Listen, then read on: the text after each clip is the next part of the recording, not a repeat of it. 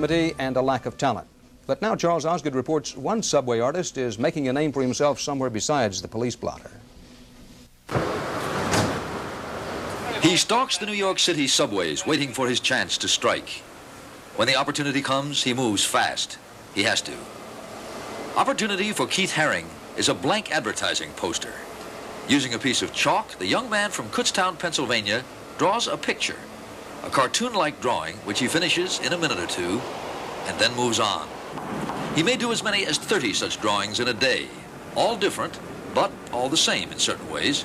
He puts them down here so that millions can see them, and millions do. It was made for lots of people. You don't have to know anything about art to appreciate it or to look at it. There aren't any hidden secrets or things that you're supposed to understand. But he's got to be careful, because technically what he's doing is illegal graffiti. He could be arrested. Sometimes he is arrested. I'm under arrest for graffiti in the subway. Haring doesn't think he is defacing anything. He believes it is art, and many subway riders seem to agree. But the law is the law. For Haring, the arrest is always short-lived, and it's worth the temporary humiliation for him because he wants ordinary people, subway riders, to see his stuff. Is it art? Well, upstairs, outdoors, There doesn't seem to be any question about it. He's done murals like this one on the Bowery. And you'll often find Herring working on paintings that look for all the world like those subway drawings. This big one, for all its size, only took him a couple of hours to do. Here, too, he works fast. I think it's more important to make a lot of different things and keep coming up with new images and things that were never made before than to do one thing and do it well. They come out fast, but, I mean, it's a fast world. And so fast has Keith Herring caught on in this fast world that now he has a one-man show at a... Babies, hearts, dolphins, and spaceships. Only now, it is the art world looking on. They think it's art, all right. Beautiful stuff. I can't get over it. From the South, I'm a Southern painter. Mom. Thank you. Herring has become a hot property. They ooh and they ah. Downstairs is unbelievable. I want to buy a few of these little wooden things. And they pay plenty. $15,000 for that 2-hour special we saw him working on. Within the first few days of the show, about $250,000 worth of his pieces sold. Not bad for a 24-year-old kid from Kutztown. But even though he now gets fancy prices for a lot of his work, still, every chance he gets, it's back down into the subway system, looking furtively around to make sure the coast is clear, and then going to it. Art for the people. All for the price of a subway token.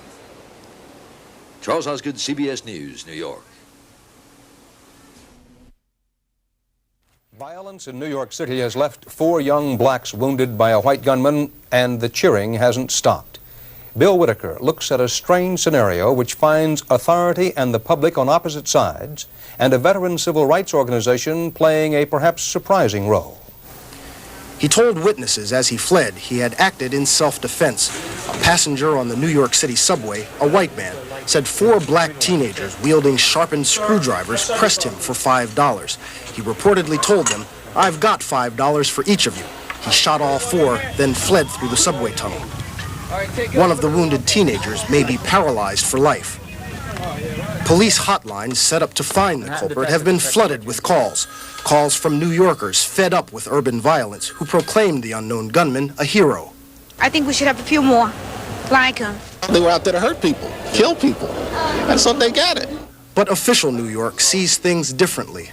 No one can, with impunity, take the law into their own hands and give instant justice. We will not permit it. But the Congress of Racial Equality, a black civil rights organization, has offered to pay the gunman's legal expenses if he turns himself in. It is always right for a man or a woman to defend themselves. It is always right to prevent oneself from being injured by criminals. Columnist Jimmy Breslin is concerned about the vigilante spirit sweeping the city. If you're going to cheer for that, there's something the matter with you. Absolutely, you have no respect for the law. And so the manhunt for the so-called subway vigilante has taken on added urgency in a city where life on the streets is often tough and respect for the law fragile. Bill Whitaker, CBS News. In New York City, they called him the Death Wish Vigilante, and many New Yorkers cheered him. The man who shot and wounded 4 teenagers in a subway car 9 days ago after they allegedly demanded money. Today, a man turned himself in and said he is the vigilante. We have a report from Chris Kelly.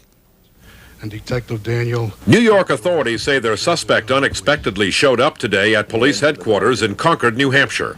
He turned himself in. He surrendered himself to the police up there and told them that the New York City police were looking for him. He looks like the suspect that we had a composite of. Police here say the suspect, Bernhard Goetz, has no criminal record and was refused a gun permit after he was mugged and robbed nearly 4 years ago. Ironically, it was Goetz's own mugging that made him a suspect in the subway shooting case. On December 26th, the New York City PD special hotline number received a confidential call which identified Mr. Goetz as fitting the description, known to the caller as having a gun and having previously been mugged. Little else is known about Goetz, whose alleged vigilante style of street justice captivated New York's attention, sparking both condemnation and praise. A neighbor called him a likable man. Yeah, he was trying to make it a better place to live, you know. You would always get upset when he used to go out and you would see drug dealers trying to sell him drugs and stuff like that. The 4 youths shot in the subway car are still hospitalized, one paralyzed from the waist down. All have police records. Why did Goetz surrender? Said New York's chief of detectives, "I suspect he wanted to end the year off on a good note." Chris Kelly, CBS News, New York. At President Reagan's news conference last week, right after the questions about arms negotiations and the future of Social Security, came a question which might have been of even more immediate interest to most Americans. That is the case of Bernhard Hugo Goetz, the man who shot 4 teenagers he said were menacing him on the New York City subway. President Reagan said he could not condone what Goetz did, but he understands the frustration of people who are constantly threatened by crime. Some Americans do condone what Goetz did. You'll hear their voices too in our cover story reported by Karen Stone.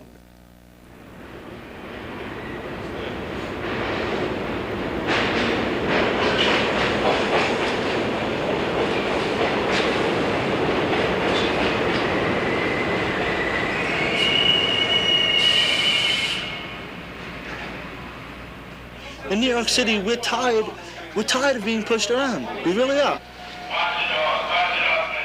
You can't get on the subway anymore and go from point A to point B without fearing for your life. I felt he was in danger and he had to defend himself. And, you know, it was right. I agree with him 100% because the law, I don't believe there is no such thing as law. Well, I feel it's part of human nature to strike back. 3 cheers for him. 3 cheers because I was in the same incident as he was. I didn't have a gun, or else I would have pulled it.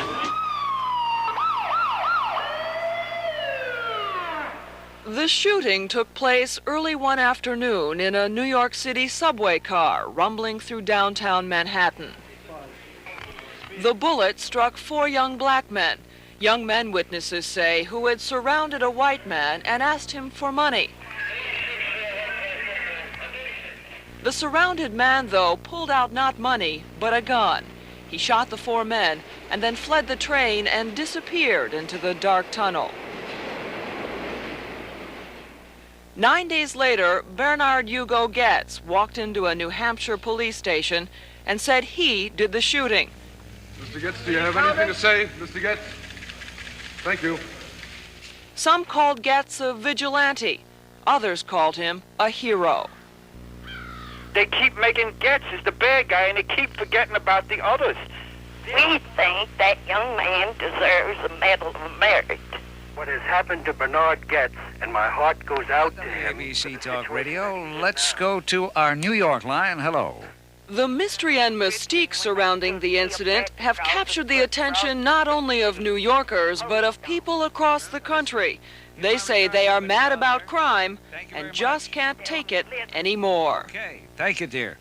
Well, that's from Montgomery, Alabama. You're on WABC Talk Radio. Bob Grant, hello. Hello, Mr. Grant.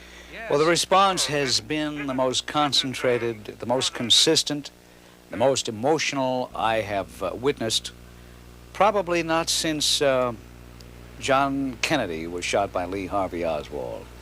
It surprised me. Mr. Grant, the only thing I regret that Mr. Goetz did not turn himself in. That he turned himself in. I wish he had just kept quiet. I think there's a sense in which people are sympathizing with him, having been, I believe, a victim of crime before, feeling that there's lots of criminals out there doing outrageous things against our society, against individuals. In fact, Professor Dennis Rosenbaum says studies show that each year, people in about 1 out of 3 households are victims of crime.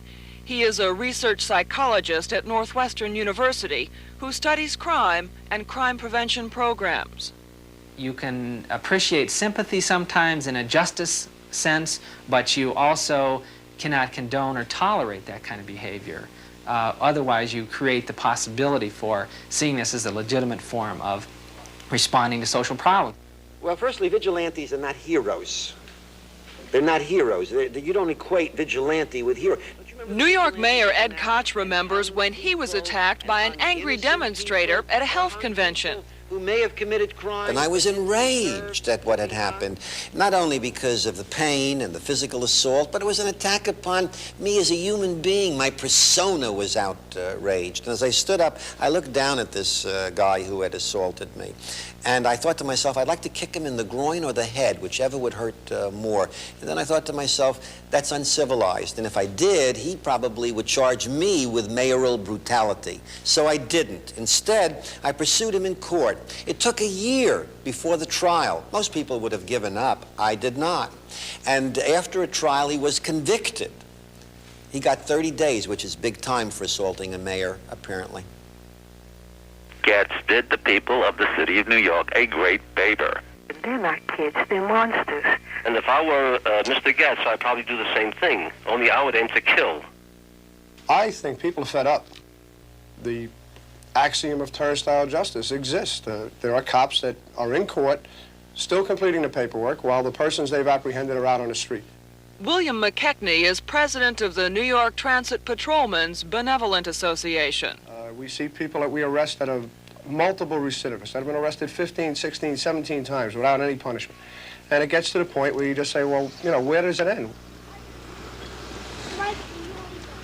In the past 15 years, people in some communities have organized their own special crime-fighting efforts. They've set up neighborhood watch programs. A few have even launched their own patrols. You young ladies, that you dial 911 and you can't get the police right away, I want you to get back to one of our cars. Give it to me. Because there'll be me in one car that's armed, and there'll be another fellow that'll be in another car that's armed. Anthony Imperiale organized citizen patrols in the North Ward of Newark, New Jersey 17 years ago. All right, let's get to our cars. We're tired of the criminal picking on our mothers, our fathers, our children. We're tired of the drug scene. We're tired of what's going on. Either stand up and fight it, or the people are going to fight it. And I hope we don't have to become more involved with fighting crime. It can be very dangerous. One to quarters. Go on. Be advised, contact the police. Tell them that the North Ward is going to a mugging on Beaumont and Verona. Although Imperiale has been called one, he says he is not a vigilante. He says he is simply a citizen fed up with crime and doing something about it. North Ward 1 to 13. Do you have a car? No, they ran down there. Sure? Yeah. Okay, get a unit on our rig. Come to the center unit down on the Manchester Place. What do they look like?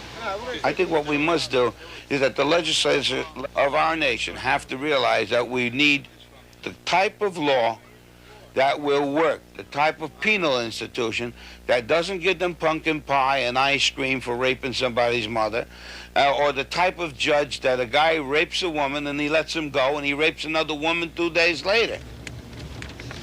All right, I'm on DeGraw near, I'm approaching Heller Parkway. There's a negative over here.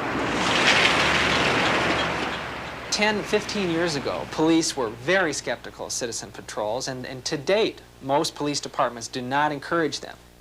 Professor Rosenbaum says so far, research shows little decrease in crime from citizen group efforts. But he says that may well be because fewer than 5% of Americans are actively involved in crime prevention. I think the reasonable course is to continue on this path of educating the public about their responsibilities in preventing crime in their neighborhood by encouraging their involvement. We haven't seen that in enough numbers yet to know if it's going to work, but we know that it's needed. In the hallway on 313, shots fired. States that in that hallway there were 175 shots, and it's supposedly involving drugs. Sherman Avenue. Where? The other end of town, Sherman Avenue. Get involved. Get involved in your community. Stop being afraid. Stop letting the bullies push you, and stop letting these legislators that wear lace on their underwears con you, because that's where our problems are coming from. For decades, public officials tried to professionalize police departments and take authority out of the hands of individual citizens.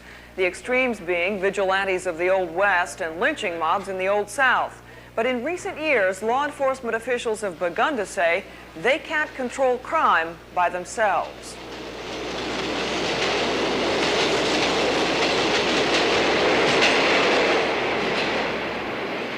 In Howard Beach, at the end of the subway line, people mad about crime decided they weren't going to take it anymore either. They took up a collection and have hired Pinkerton guards to patrol their neighborhood. You know, I have 3 children, just like everybody else who has children, or the older people. You know, you try to live in a decent neighborhood, and the only way it seems we're going to have to protect the neighborhood is by doing things like this, having Pinkerton come in and, you know, patrol in the area. You're taking it to your own hands. You get your own safety. This way you can relax a little bit more, and you can do whatever you want to do.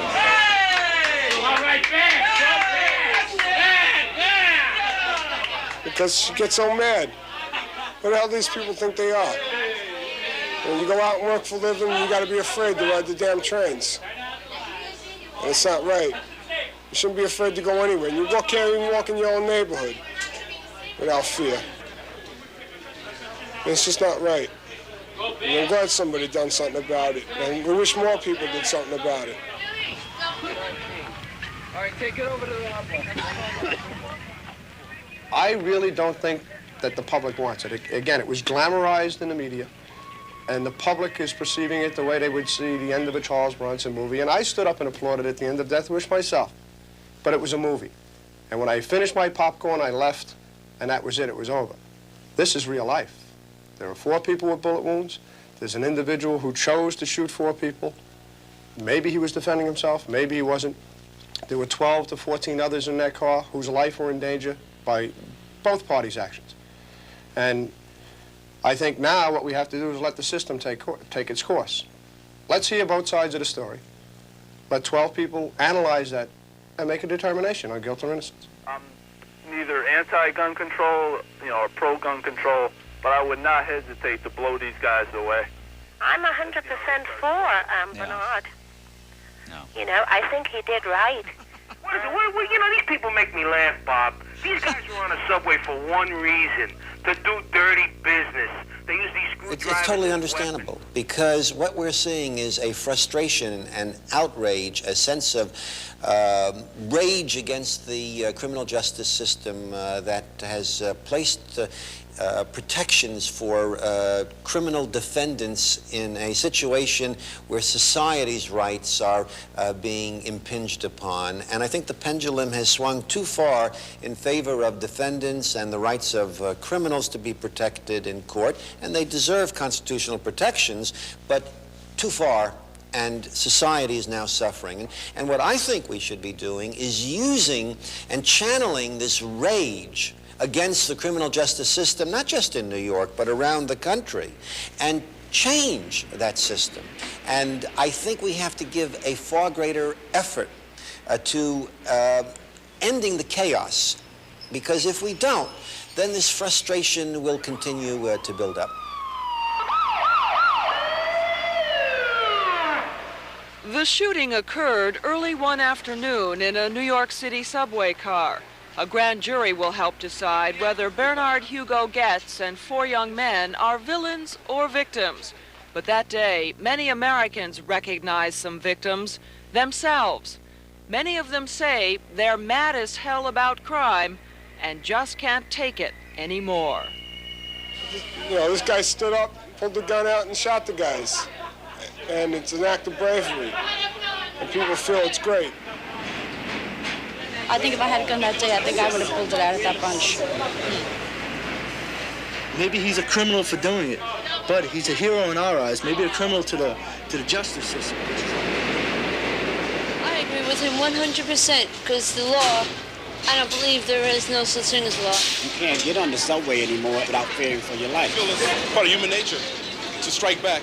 They keep making Goetz as the bad guy, and they keep forgetting about the others. We think that young man deserves a Medal of Merit.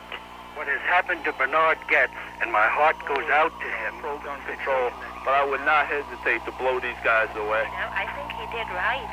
What is it? These people make me laugh, Bob. These guys were on a subway for one reason, to do dirty business.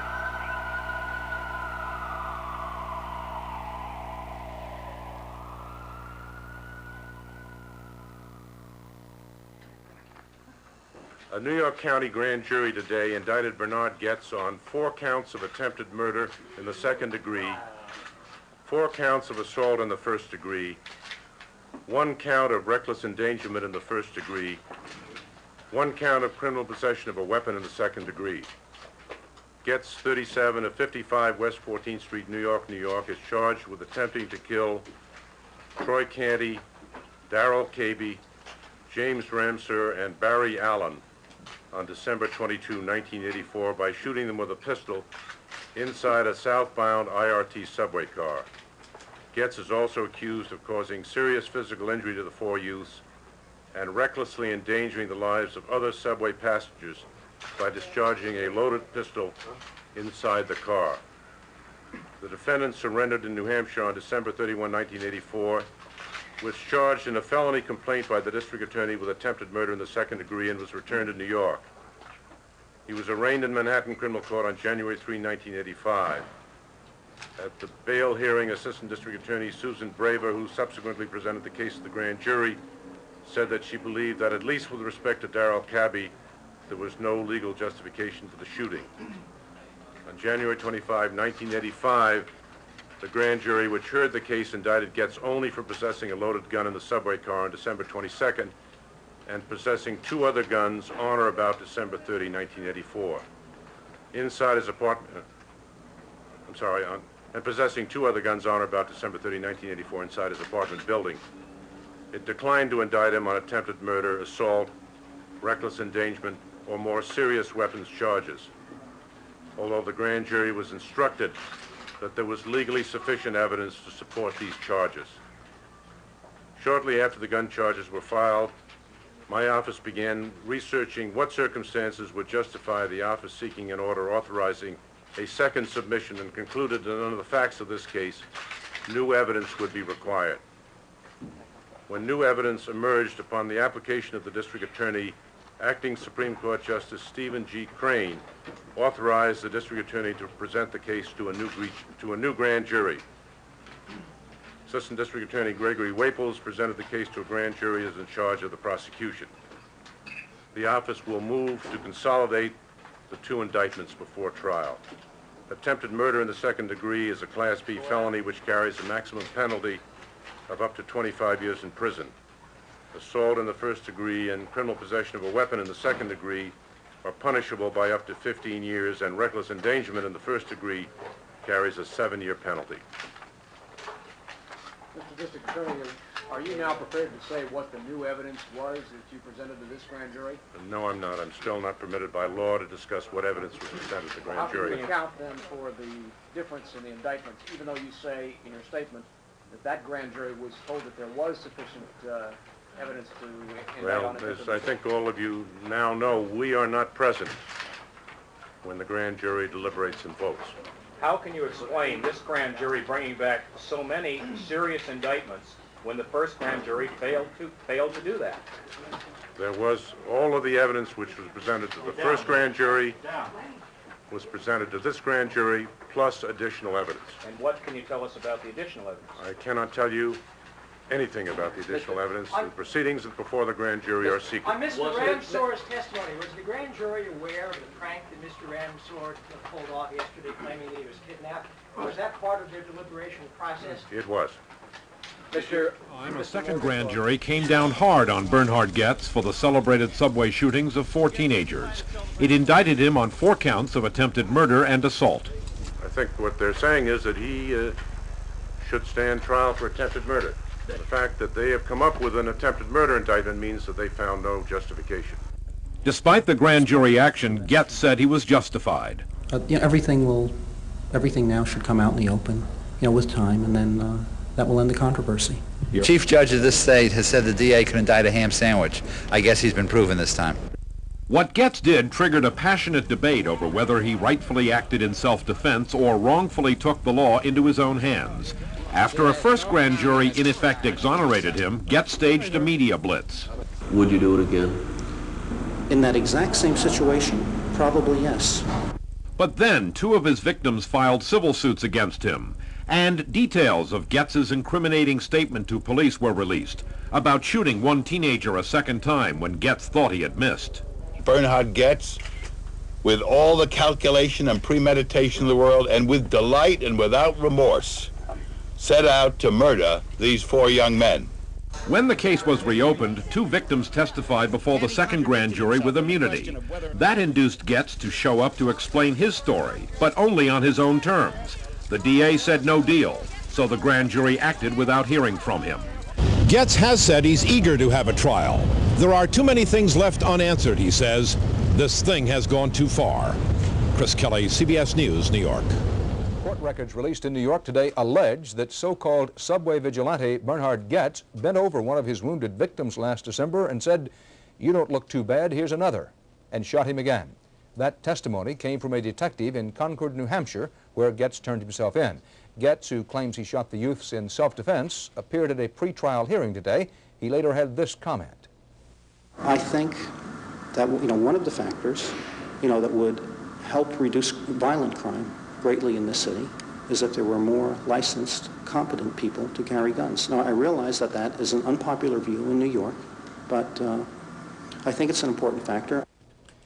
As Goetz left the court, he was the target of demonstrators, one of whom shouted he should be ashamed to show his face, unquote. This morning, the defense begins its case in the trial of subway gunman Bernhard Goetz. Yesterday, the prosecution's final witness, James Ramseur, swore at the defense attorney and was cited for contempt when he refused to answer questions. Goetz shot Ramseur and 3 other youths because he says they were about to mug him. The legal battle is not over for New York subway gunman Bernhard Goetz. In December of 1984, Goetz shot and wounded 4 black teenagers after they asked him for $5 on a subway. New York's highest court has now ruled that Goetz must stand trial for attempted murder and assault.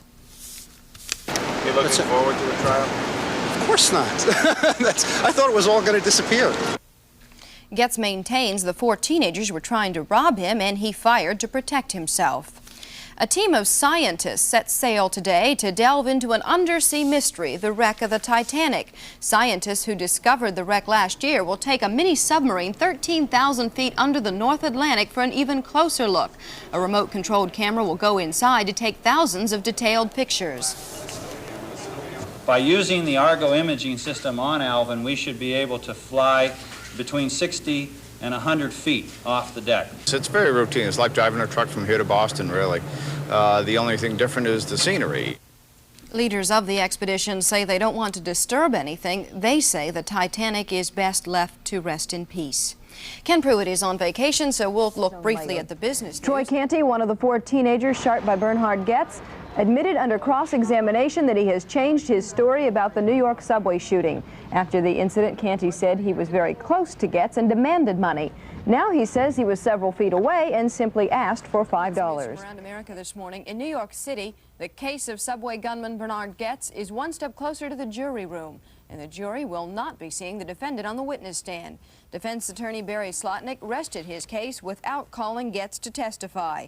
He says a videotaped confession speaks for itself. The jury could get the case next week. Some news from around America this morning. One of the 4 young men shot by subway gunman Bernhard Goetz is back in a New York jail cell, and he could face an even longer prison sentence. James Ramseur, called as a prosecution witness, refused to testify yesterday, and the judge cited him for contempt. Ramseur's lawyer says he refused to cooperate because he thinks he was treated badly in another case where he was convicted of rape. Another witness, a transit worker, did testify and said he saw Goetz shoot 2 of his victims in the back. A storm of reaction across the country today confirmed a New York judge's comment yesterday that the emotion surrounding the Bernhard Goetz case would last beyond the jury's verdict. Charged with attempted murder and other counts, the man who shot 4 black youths on a New York City subway 2.5 years ago was convicted only of illegal possession of a gun. Jury members today explained their verdict as others debated it. Our coverage begins with Richard Roth. They were 12 New Yorkers from different walks of life. No lawyers or doctors or company presidents, plain people, as a Supreme Court justice once described a jury of peers that judged Bernhard Goetz. All had ridden the trains beneath New York streets, And the hardest part of the case, said the airline ticket agent, was separating facts from feelings. The tug-of-war I faced was just to separate my opinions and emotions from the question we were being asked. James Mosley, a salesman, said, "We weren't all comfortable with the verdict, but there just wasn't enough evidence to convict Goetz of attempted murder." You know, there's a doubt in there that there's a possibility that he was in danger, that he was being robbed. And in that case, a man has a right to use lethal force to get himself out of that situation safely. They were 8 men, 4 women, 10 whites, 2 blacks. 6 of them had been crime victims on New York streets. And ironically, none of them believed Goetz's own 2-hour taped confession of murder. The worst that's been said about me. It's true. For a period of time, I was a cold-blooded murderer. He was very confused, very distraught. I mean, you could see that in his speech, in his body language. So can you believe every word that a man says in that situation? I've never seen a nervous breakdown, but that's about as close as I'd want to see somebody in a situation like that. It wasn't a verdict with a message, said another juror. We were dealing with a particular incident on a particular day, not condoning what Goetz did. Just the fact that this was way out of the ordinary of what normally happens and hopefully won't happen again shows that it's, you know, we haven't given carte blanche to anybody to do anything. There was no comment at all from the man they acquitted. Bernhard Goetz today stayed home. Richard Roth, CBS News, New York. Possible, but not probable. New York's subway gunman Bernhard Goetz returned home early this morning after serving more than 8 months in jail for illegal gun possession. Goetz was acquitted of attempted murder in the 1984 subway shooting of 4 black youth. Goetz claimed they threatened him. Zsa Zsa Gabor's trial for slapping a Beverly... For the 9-4 shot. Smith and Wesson, and we do it like this. When the boom spot close, yo, we gotta keep it moving. When your shorties act up, yo, we gotta keep it moving. When the spilly get hot, straight up, we gotta keep it moving. When shit just ain't right, yo, we gotta keep it moving. For the 9-4 shot. Smith and Wesson, and we do it like this. When the boom spot close, yo, we gotta keep it moving. When your shorties act up, yo, we gotta keep it moving. When the spilly get hot, straight up, we gotta keep it moving. When shit just ain't right, yo, we gotta keep it moving. For the 9-4 shot. Smith and Wesson, and we do it like this. When the boom spot close, yo, we gotta keep it moving. When your shorties act up, yo, we gotta keep it moving. When the spilly get hot, straight up, we gotta keep it moving. When shit just ain't right, yo, we gotta keep it moving. For the 9-4 shot. Smith and Wesson, and we do it like this.